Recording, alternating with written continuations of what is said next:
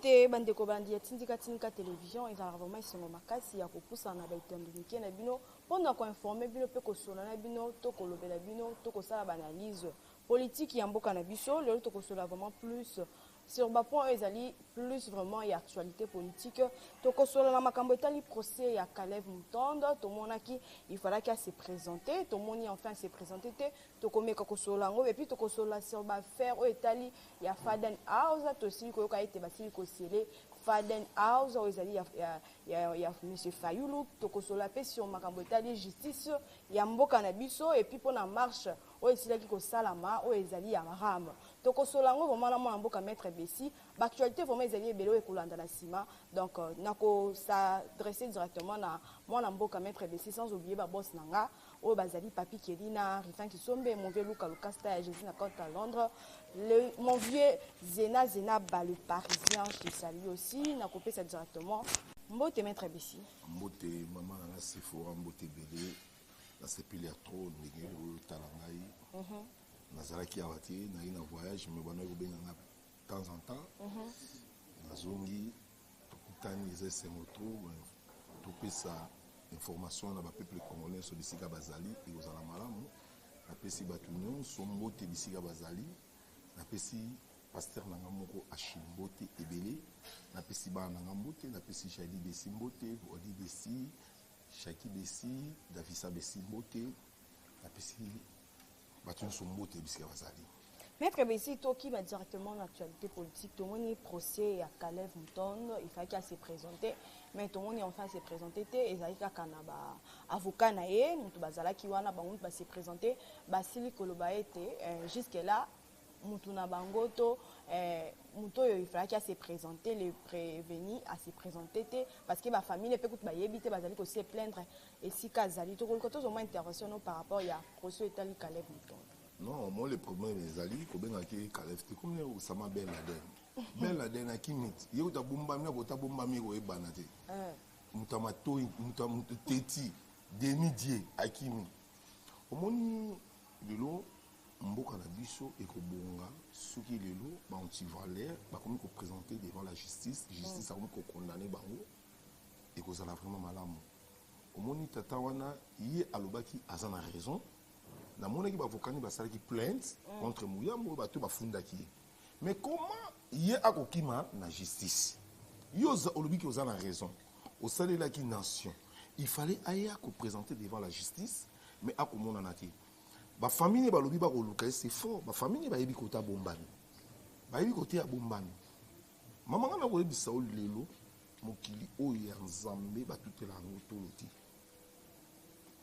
Côté nyo swazali ay bakaka ba kokanga kai abomba mina yeti yo bomba mi batu no bomba mi nzambiti batu ba komona yi e nzamba komona yi ay baki est-ce que wili ba konga ndi maki ba kokanga yi peli kamona ko ebisa yo mama papa wana wacha suki lokola tente wana papa wana yeba yango bien papa na zanga na Kishasa bomba mi quelque part papa na ba kokanga yi obi erreur mo ki na justice na biso il fallait bakanga papa on a bakanga na John dona mona ka lokola justice na biso na batu mususu ba ki lokola ba pro kabila ba ngomba kimisa bango donc justice a surtout koloba ke eza vraiment bien te ça la bien te non bien dans sens nini justice to mona mais ezali na ko boiter MP non vandité état de droit présent ba ki ko salama mais na me vandité pour mutu la Caleb va ki mutu a ko kimate mutu a John Nombi a ki mutu ko kimate lelo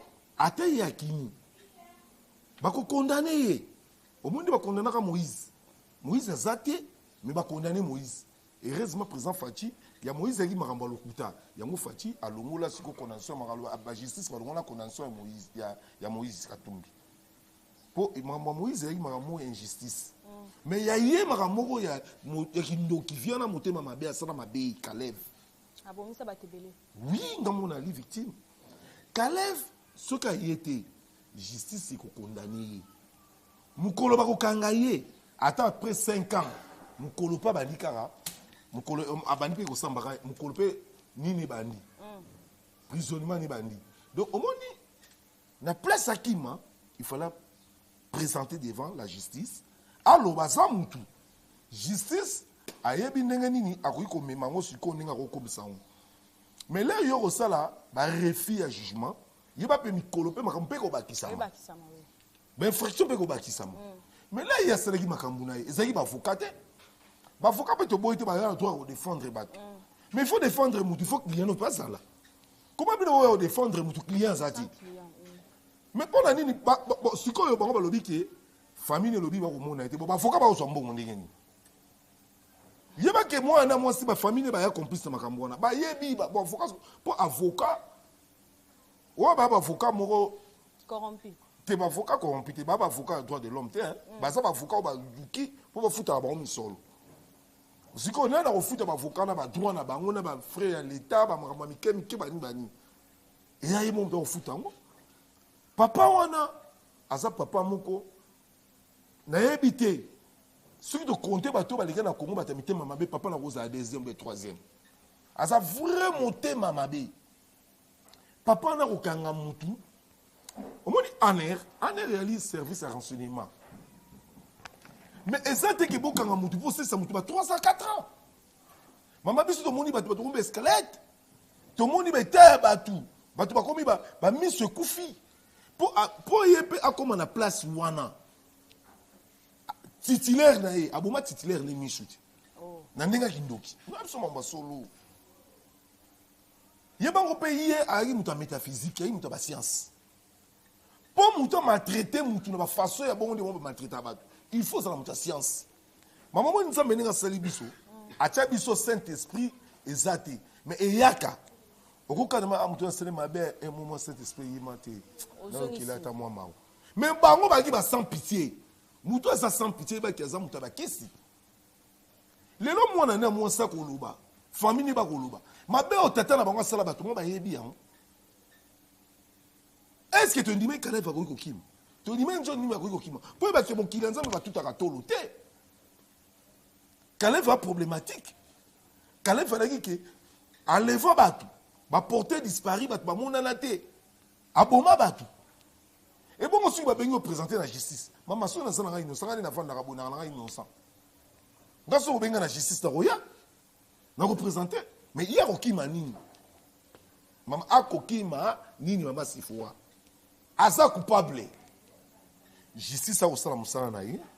J'ai dit, je pense que j'ai dit. Les 10 mai. Les 10 mai, n'engezali wana. Justice jusqu'au kata. Ce qui a bambé 20 ans, il y a ta kimi naï. Mon gars va rejoindre mon colo prisonnier bandi. Dans l'été là, bon, dans l'été, comment on dit ça bon? Si on a une infraction, bah quand par exemple dans société, dans société ça dit 5 jours. Ok, na parquet ça dit 10 jours. Ce qui est prison. Au vendu, on va condamner, on va compter par la mort de Bakanga on a société. Si on se dit au Kimaki, va condamner des gens 20 ans. Au Kimaki par exemple en 2021. Si on condamner par exemple en 2030, il va pas condamner en 2030. Pour ça la quitter. Et rien vient au salaire ngouana. On revient au Koyala na vendu d'ailleurs présenté.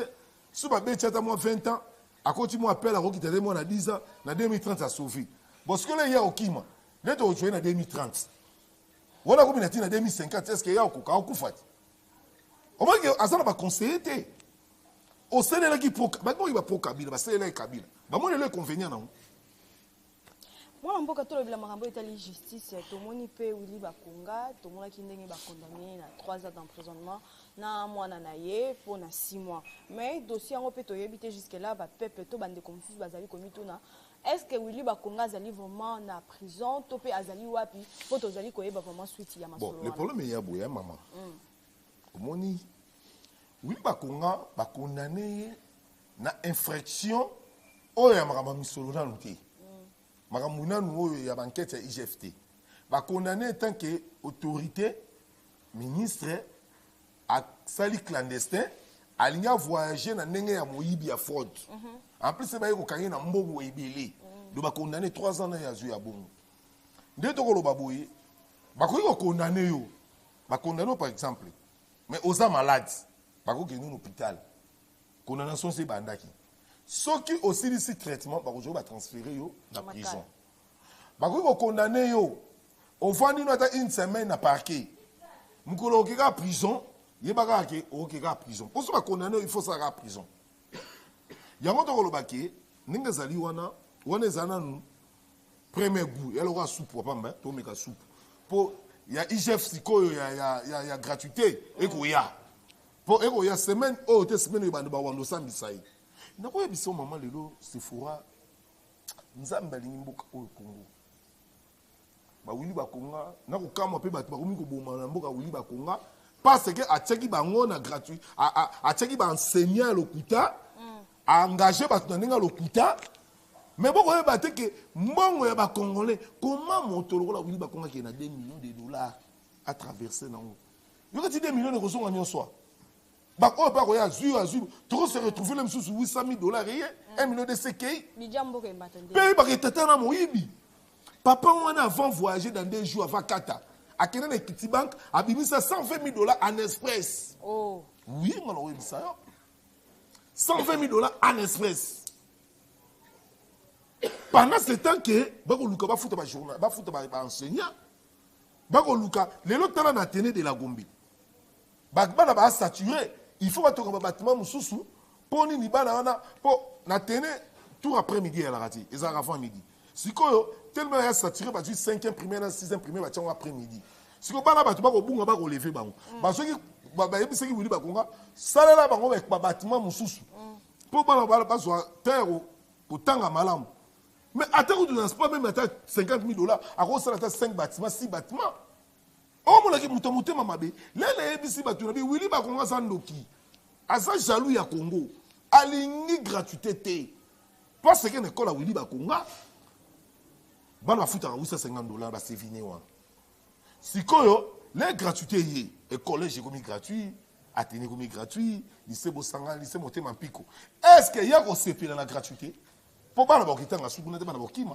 tala le bana bazaki susté ba dibinaki yango moni bango babali ko menacer gratuité wana babali ko menacer gratuité sinza me ko la kisama ke le basambisi be komika makama IGF asel musala ayeko la semote mama be na ye akimi na misola Congo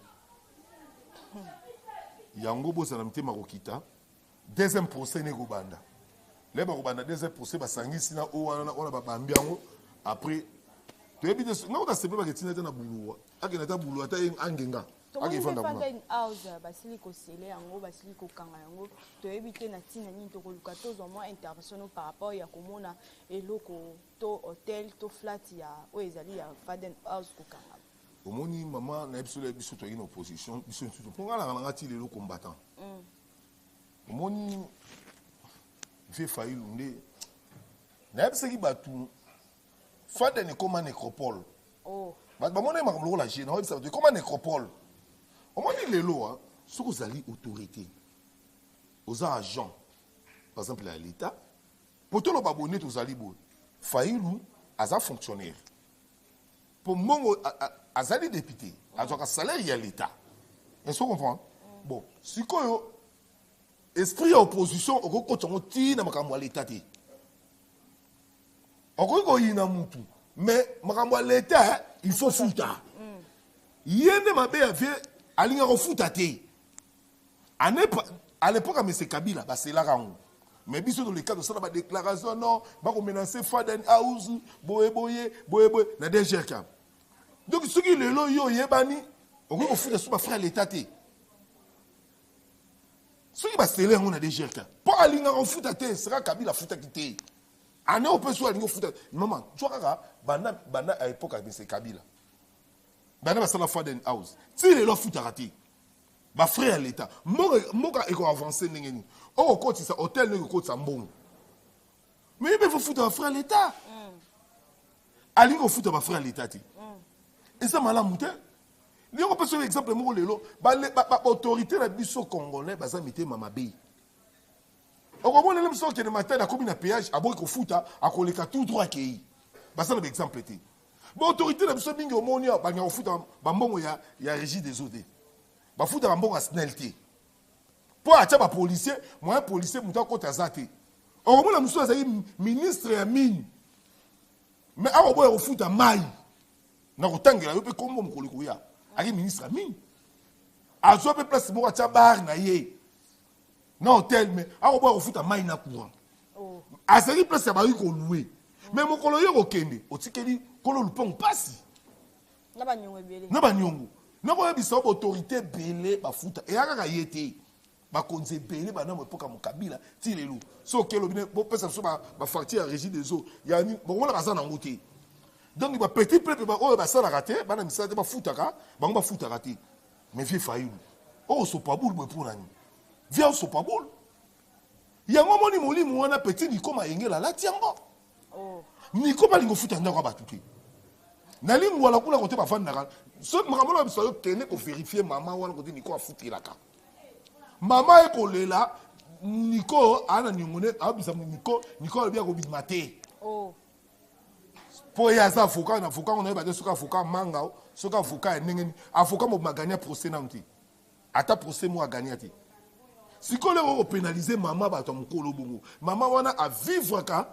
na ndaku na ye esprit opposition bongo me mango tina bandaku na babiloko na bino oh mais elekila mama elekila nga omoni ngani na sabu yo ina planète mais mai na courant na sala na ojeti et ça l'état pour ba servir biso malgré to melaka ma yango te to sukolona yango balambela yango énergie totale na courant yango mais siko futo futa yango pour eloko wana mbongo wana yokota na caisse à l'état l'état nde siko mbongo soki kokota te ba taxe ko futa mate ba mboka mususu lelo etelema etongama na ba taxe mais tous en des choses on a kolobano si ba taxe ba mususu beto kofuta te ba kote mususu beto kofuta la so beto ba mususu ba futa te mais ba tu oyo ba salaka ba sala ba entreprise par exemple ça dans usine na yo écoute c'est la mbongo il faut futa mais vieux fayilu bon wana pa mutu so la ligu na futa so $200 et à ceux qui na 20 chambres ceux qui 30 chambres ceux qui plein na tondi au du mois mais futa ce qu'on va recréer là et comme yo moni ba menacer fayilu ba sali bo c'est fort hein ce exemple nini fayilu akolakisa bato yo wele la que oza président ili soit disant président ili et bon ce qui président on va foutre no pe lo côté donc on doit blonde son ba zo fele na ba bandiko na yo omoni démocratie muntu alingi moka a contribuer à kanelo konyoso yemo fois à l'exemplaire yango moni mboka yeko avancer te bato ebele basa mitema mabe donc faden il faut avoir fumula il faut fouta mbongo maître Bessi to moni pe liberté d'expression to lo bilango to moni ba journaliste Nikolo apparemment baza vraiment na sous pression parce que to sile koloba état des droits on azana na nini azana temps ya koloba to azana droit ya ko s'exprimer mais apparemment ba jour et comme moi passe to zo mona ba journaliste ebele ba ko empêcher bango to ana bilo mi balé on le dit bien état de droit mais so ba état de droit ya te lo ba ni so yo lingi mais ba journaliste mi sube ba lo ba pe mabe hein so ba état de droit il faut ta la pe ma parole de so ba état de droit le yo ba no lo ba no yo lingi l'état paie il faut pas saper ba journaliste valeur ce peut pas bazate donc et ça les camou il faut ça la mariage moi ça na mariage au moins les lois journaliste a ko sala pour informer bato et ça musala ya kolia bato ba information lo ni le salama ki boy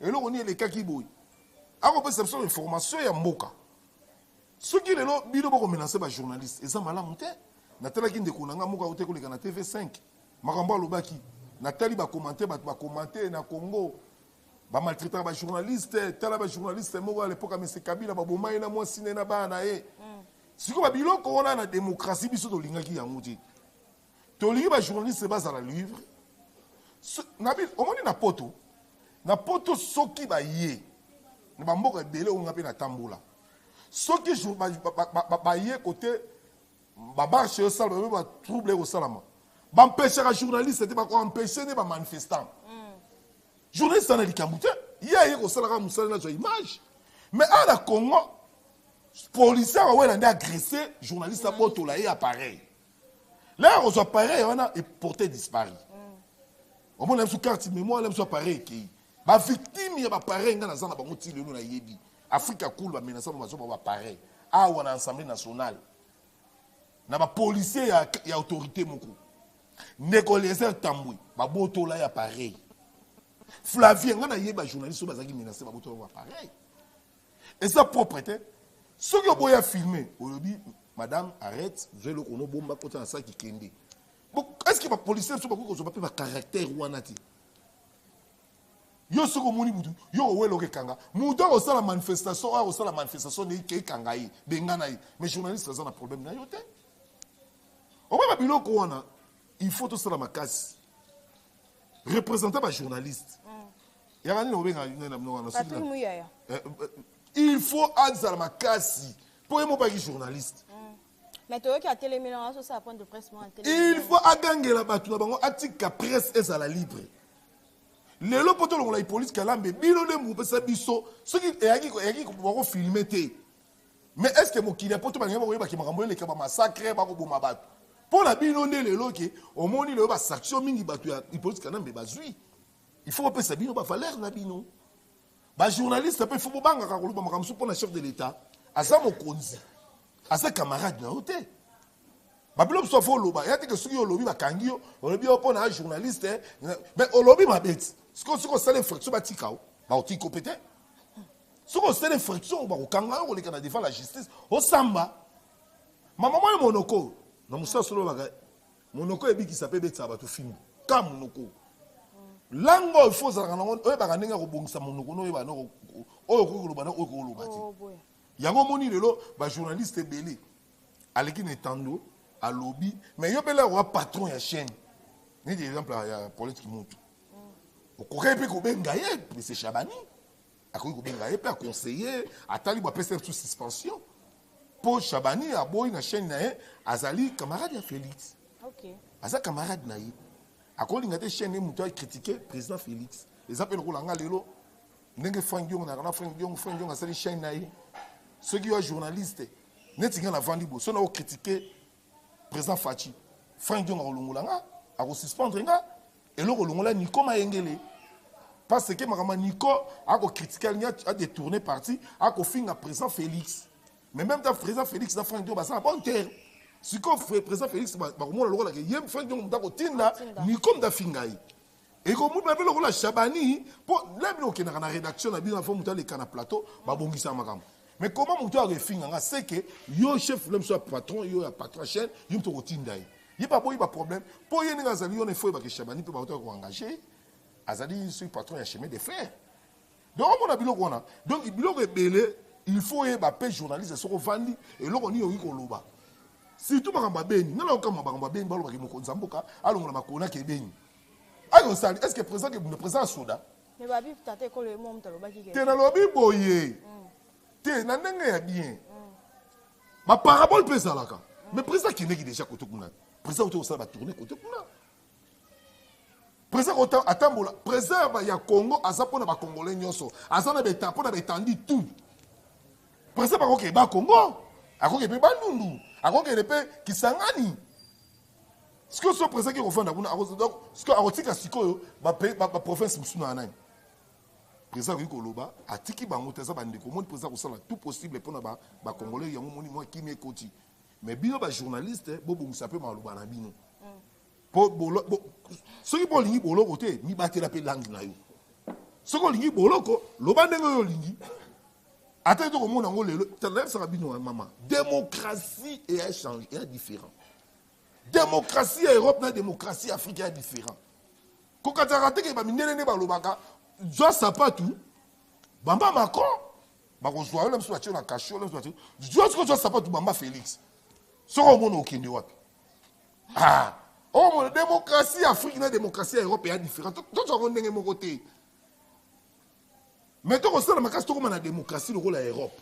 Bah, comment on a maturité, on a comment on a comporté. Bah, supporter passe. Serge Joué, la bêta. Nani amenaça nani kuna gaga mena Canada ba tuer ba maîtriser ti ba tiki yo sikoyo président africain moneti na Brazzaville ali yo ke na Brazzaville au moni Idriss na Rwanda gaga mako yake menacé au moins ba congolais ba ko beto mabe ba ke Brazzaville ba ke tona boloko ton moi chef de l'état azali ko inviter ba classe politique ba mener aucune action humanitaire to ya sabotage na to ba encourager azali ko senga na bango plus ba encourager ba FRDC pour na misala to pour na ba guerre o bazali ko sala na ngambu ya est to ko to zo mo intervention na yo maman omoni bato ebele balobaka ebele bato ebele baloba bayebika kofinga babika koloba n'importe quoi mais évolution ya guerre bayebi ndenge kendaka te maman chef de l'état il faut féliciter nga na soutenaka biloko ya chef de l'état mais na nga membre ya gouvernement te na soutenaka chef de l'état parce que aza na vision moko oyo bacongolais belele bayo comprendre bomaki ya libérateur na biso liyeyo eza na bamboka mosusu okomona kuna na kati ya ituri banda bakanga mboka na à l'époque ya Mr Kabila ti lelo bato ezalaki na maboka ya barebele mais nde tokoloba boye président Félix auti oti na troupe ebotoli 8 villages barécupérer yango quand même il faut féliciter tomoni ndeko na biso fayulu aleki o boye bandeko na biso bakokufa boye boleri sikoyo barécupérer bavillage est ce qu'aleki na tvp afélicité mpe président de la république non omoni motema mabe esalaka rien chef de l'état aza na souci c'est un congolais aza na besoin ke congo ezala na kimia ezala na paix mama yo olalaka nga nalalaka pongi mais chef de l'état alalaka te o na ituri bebi na beni o na katanga mais akosala nyonso arassembler tozala na bomoko moto atia insécurité na kati ya este boto yebi ye ya Kabila ti Kabila ndo atia insécurité mais bango da tata ne mdora so tata na yeso ndeni bon ba ina so ba rwandais to kana ba acteur politique je peux baza parmi bato non ba o ba ko kota ngo ba ko comme ça ngo cop na bango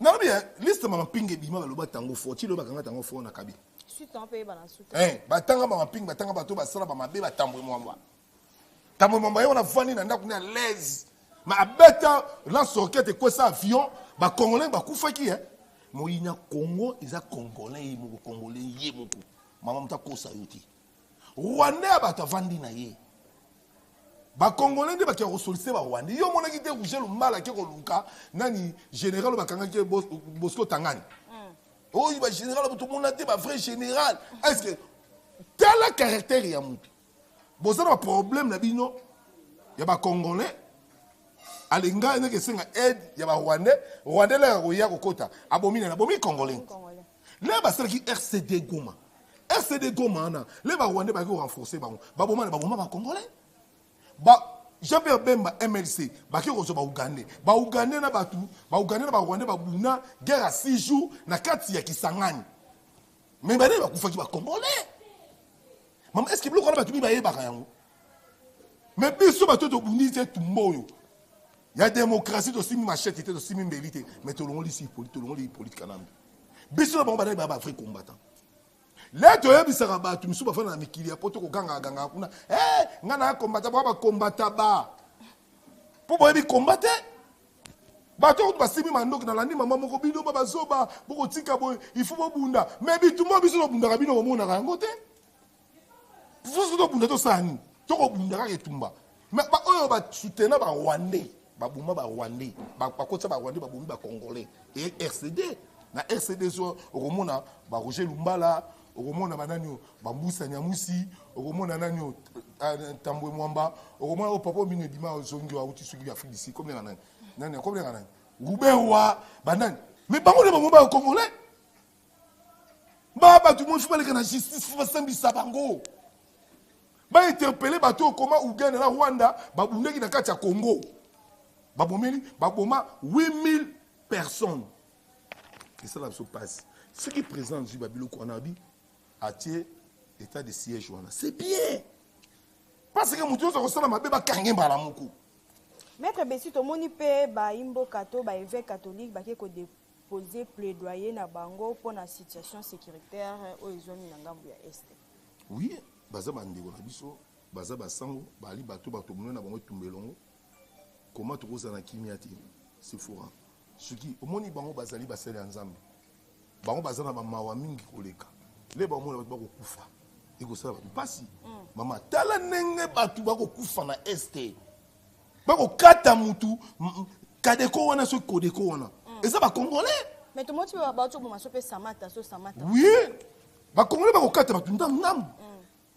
Yé mutu wana ba koloba je colonel Samata. Colonel wana na Congolais. Colonel Samata est Congolais. Ali colonel ya FARDC. Oh kazali ne traître. Si bon mon makambu ya Ituri, makambu ya bouteille ya banini yé. Mais avec au signer si quoi bon si quoi on a sa casquette nanga ayi na ngambu ya batuana. Abandi ko boma ba Congolais. Ba massacre au moni ba vidéo lexi o ba bomi 38 personnes. Et ali yé Samata. Mais Congolais tel grané remonté mamabe. Pour na biso que infiltration sali. Tel teni o ya kufeleli. Au sein de la vidéo image non pas sur image. Teni au fort de salati o yé palati. Ba très banane ba politicien congolais na ba généraux congolais. O ba zui moka o cop ya guerre comme cop na ba on peut guerre sili à vivre et susciter pour iranium bima colté bima cuivre bima kufile n'est pas kufi ba bote pe oui village est-ce que batuya ya batuya father house ba l'équipe déjà ba ko féliciter pe ne féliciter auto sala a auto kimia kuna mais ba ko loba mais il faut pas les capables féliciter chef de l'état pour yé nem zatindi ba maman moto moko na mokila ko linga tende ko na kufa lo ntaba. Vraiment. Maître Bessi, tu comprends comment cochiter l'émission na biso to moni marche ici le salama to yebite bande ko bazali ko bituna ramwana e uti wapi ramango ezali nini ba question ezali ko se poser par-ci par-là to moni pe bande ko topé ba imboka basili ko marcher mais malgré basili ko empêcher bango mususu makangami mususu babeti mo bazoki bande ko mususu balobi ete régime passé kutu na régime o ba comme na o ekozala le plus pur que régime passé moi maloba. Le problème est ali Ram, ils ont là-bas au foot sur taxe à téléphone. Taxe à téléphone. Taxe à moi, ils ont là $1.8. Na chaque téléphone, mon coup. Na SIM, mon coup. Donc, si vous avez 4 SIM, vous avez déjà au foot, alors là, $8. Au foot, on a un express. Si vous avez une unité, vous avez 4 €. Tant que monte ma bé, hein. Congolais a ko vivre là sous le lot on appelle on dit le lot WhatsApp ce que c'est là qui na Congo té mais le tout sur la putain WhatsApp n'est obi qui s'absent dans messager pour crédit peut comme cher pour crédit ça maman na lobby na yo 100 unités et ko zo batu na valeur ya $2 ya $1 si ko yo na ba mboka musu ba sana ba avantage pour misala ezali mboka ko monana. Si vous avez 10 unités, on s'appelle Ndeni. Donc il faut activer mon WhatsApp, activer, soit activer au moins avantage, il y a WhatsApp, il y a sur la Messenger. Bango moko na nu bato Vodacom, bato Orange, bato ML, il y a réseaux sociaux. Transfert d'argent na nu. Nous avons $70 pour ça transfert, ba okata mutu $3. Pour ça frais d'envoi. Frais d'envoi, et comme ça $80, donc $5. Si combien de bateaux, batindaka, ba mongo par jour. Obi bateau ne pas ko zombon. Parce que y a Vodacom en musalani na sala kana kacha Congo. Fondation ya salani. Mais bande ko pe na ligue ya Vodacom apa mataka $100,000 ya pamba. Mais na Miss Vodacom a 100,000 donc mutwa bi Miss a $100,000. Ya football équipe et du 100,000. Équipe de mise en bon, on va voyager, on va déplacer, ce qu'on va faire là. Donc, pour qu'on a des réseaux sociaux, il y a des réseaux, et on lit à biso bon. Pas qu'on s'en esprit na biso. Papa, on dit au cas biso, l'air moko tu auras ma perturbation. Au gros, ça va sur 50 unités, 200 unités, 300 unités, 100 unités, 1000 unités. Mais si on a des perturbations, bah unité on est qui au fêlé, bah ça qui s'est répété. Donc, et ça le rôle appelle les losnel. Nenge pas que l'état n'a pas l'état moini l'état mobomu snenga ça la rana nenge courane bébé avec quatre na que zonge quatre na zonge abo ma appareil na biso et le bela bango le côté moi auto bandio banda mois de avril le ma yebi maté ba ba souffrir ba ba mo se place mboule beti asukola na ma mboule est-ce que l'état na biso ba ko la na contrôle bo le bela biso ba ram on peut tout ça non ba ça non ni allez bande ko ba manifester si ko bande ko ba manifester allez bozi batu bobeti batu bozokisi batu bobuki batu maboko c'est un sens là et le sens est-ce que Ramon est comme te bonsa Congo balobi ba rotira ba Wilfi na Zandu na ba port na port ni port ba Baramoto Oh ba ba ko to ba boto ça la porte ba ko tsa wifi. Na bongo na nini na gambela. Gambela ba tsa wifi ngwa. On a gar na ngo ba train à la raté. Wapi place ba tsa ba wifi. Na stade dans la bio ba biso ba yu na bino ko sa biso ha. Biso ka ba zoba na bino kaka. Tela to ba yu maté.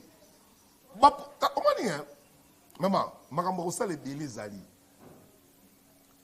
TVA Pambawa. TVA. Mama Kota supermarché. Kendo ko somba biloko. Oko somba biloko la msusu ya $60. Mais TVA la msusu $10. La msusu $8. Parce que mon TVA yango kenda wa. Tolo ba sikoko mon TVA kenda wa. Wapi te qu'est-ce que l'état te yango pia kana iloko te. De biso to komi ba umbu Congolais ko salate. Congolais sont dans salate.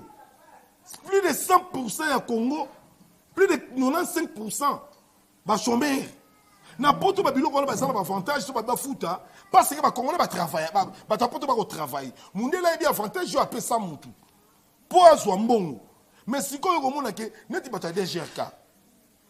Ngenge lelo ba ye, ya papa là faille yo le fo futa. Yo faille fo futa. Mais au DGRK ba ko sala pe ko memote mamabe. Bon, on m'a pas on fout la taxe. C'est comme on va foutre la taxe, papa va venir pour ça là. On travailler.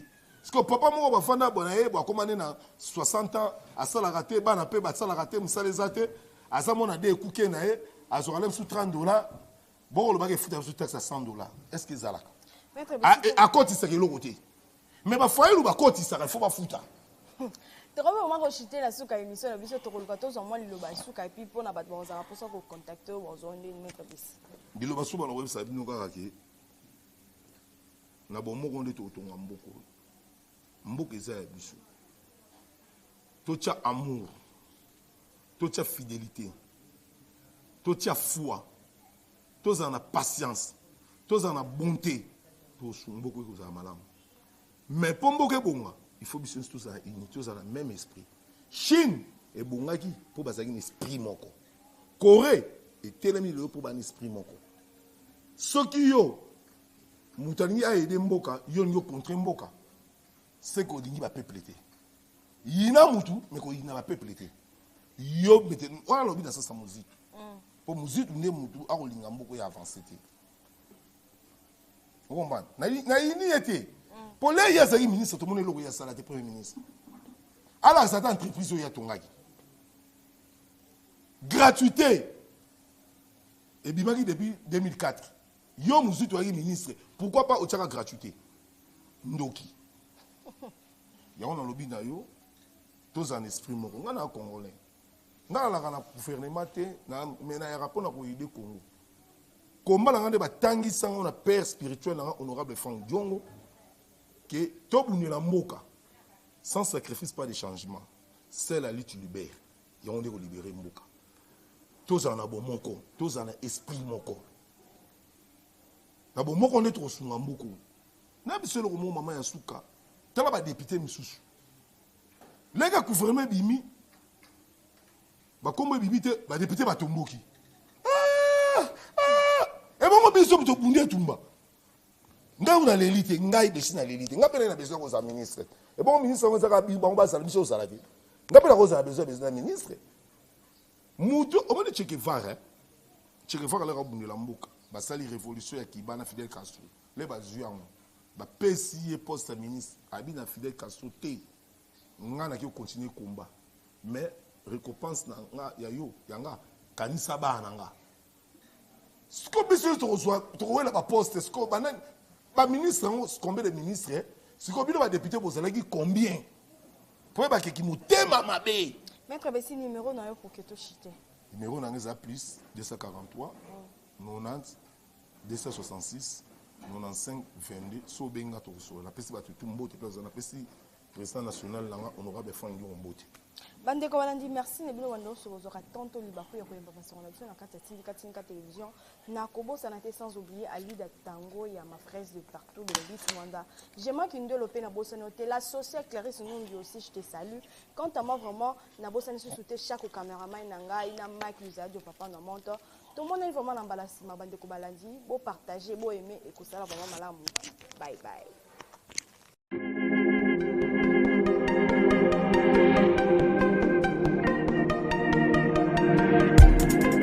Après 25 ans d'expérience, eh oui, de 1995 jusqu'à ce jour, Eden Store, l'unique shop congolais de Londres, na Grande-Bretagne, il est la fierté à la communauté nabiso, et surtout, il y a un homme d'affaires congolais sérieux dans la diaspora.